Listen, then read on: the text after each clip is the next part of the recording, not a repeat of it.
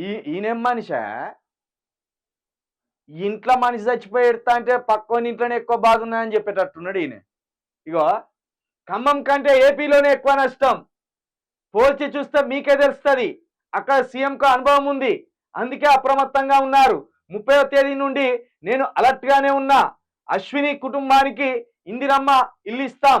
అన్ని జిల్లాల్లో హైడ్రా కలెక్టర్లకే బాధ్యతలు. సీఎం రేవంత్ రెడ్డి. రేవంత్ రెడ్డి నీ తెలివి తక్కువతనం బయటపడుతుంది రేవంత్ రెడ్డి. నువ్వు ఏం చెప్పనుంటివి? వరదల్లో చిక్కుకున్న వాళ్ళు, వరదల్లో చనిపోయిన వాళ్ళు, వరదల్లో సర్వం కోల్పోయిన వాళ్లకు నేను అండగా ఉన్నా అని మాట చెప్పాలి. దానికి బదులు ఏపీలోనే ఎక్కువ నష్టం జరిగింది, ఇక్కడ తక్కువ నష్టం జరిగిందంటే ఇక నిన్నెట్లా తెలివి కళ్ళనుకోవాలి రేవంత్ రెడ్డి? ఇందుకే ప్రజలకు కోపం వచ్చేది నీ మీద. నీ పాలనను చూస్తే అసహ్యం వేసేది ఇదే. నువ్వు పక్కతోటి ఎందుకు పోల్చుకుంటాను? ఇక్కడ ప్రజలను పట్టించుకోరాదు. సరే నువ్వేమంటావు? అక్కడ సీఎంకి అనుభవం ఉంది, నాకు సీఎం అనుభవం లేదంటాను. మరి వదిలిపెట్టు. నువ్వు కావాలని ఏరుకోరు ఏం తెచ్చి పెట్టుకోలేదు కదా. ఇప్పుడు నువ్వు అన్నకాడికే అవుతుంది, నేను గుంపు మేస్త్రిని అన్న పని కాడికే వస్తుంది నీ ముచ్చట. ఆ గుంపు మేస్త్రి పనితనం కూడా నీకు వస్తలేదు. నీకంటే అనుభవం ఉన్న వాళ్ళు ఉన్నారు కదా మంత్రివర్గంలో. బతి విక్రమార్క గారు, దామోదర్ రాజనరసింహ గారు, లేకపోతే కోమటిరెడ్డి వెంకటరెడ్డి గారు, వీళ్ళంతా అనుభవం ఉన్న వాళ్ళే కదా. అటుపోతే పొన్నం ప్రభాకర్ గారు, తుమ్మల నాగేశ్వరరావు గారు, వీళ్ళు గతంలో మంత్రి శాఖలు నిర్వర్తించిండ్రు. నీకు అనుభవం లేకపోతే వాళ్ళ దగ్గర అనుభవం ఏందో తెలుసుకో. పోయి మళ్ళా నీ గురువుతోటే పోల్చుకుంటానవా? ఇక నిన్ను ఎట్లా ఈ తెలంగాణకు కాపాడుతాననుకోవాలి?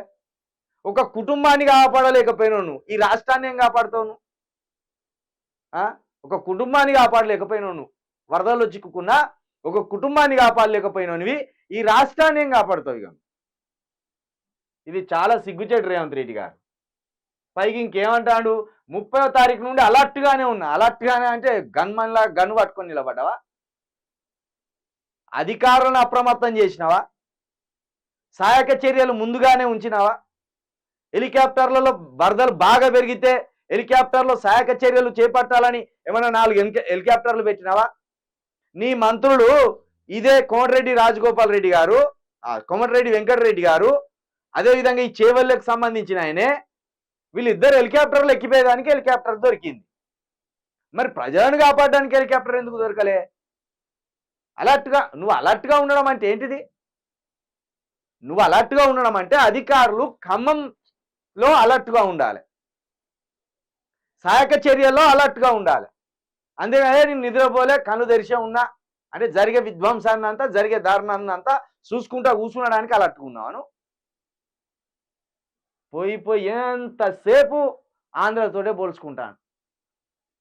ఒకప్పుడు ఆంధ్ర మనల్ని చూసి పోల్చుకునేది. తెలంగాణ బాగుపడుతుంది, తెలంగాణలో పాలన బాగున్నది, తెలంగాణలో శాంతి భద్రతలు బాగున్నాయి, అట్లా పోల్చుకునేది. ఇప్పుడు మన దరిద్రం, అక్కడ 10 మర్డర్లు జరిగినాయి, మన దగ్గర 2 జరిగినాయి. అక్కడ 10 అత్యాచారాలు జరిగినాయి, మన దగ్గర 2 జరిగినాయి. ఇగో ఇట్లా పోల్చుకుంటాడు. ఏం దొంగతనం చేసిండా? అక్కడ 10 కోట్లు వేసిండట, మన దగ్గర 8 కోట్లే చేసిండు. ఇగో ఇట్లా పోల్చుకుంటాను సిగ్గు లేకుండా. దీన్ని ఏమనాలి? దీన్ని అసలు ఏం తెలివో ఎట్లా తెలివో. ఇక ఏమన్నా అంటే ఇది ఒక్కటి హైడ్రా అని పట్టుకున్నాడు. ఏమైనా కడుపు నిండేది లేదు, ఏమైనా కంచంలోకి వచ్చేది లేదు. కానీ హైడ్రా అన్ని కలెక్టర్లకు అప్పగిస్తా అని ఇదో లేని విషయం మీ ముందట వేసుకున్నాడు.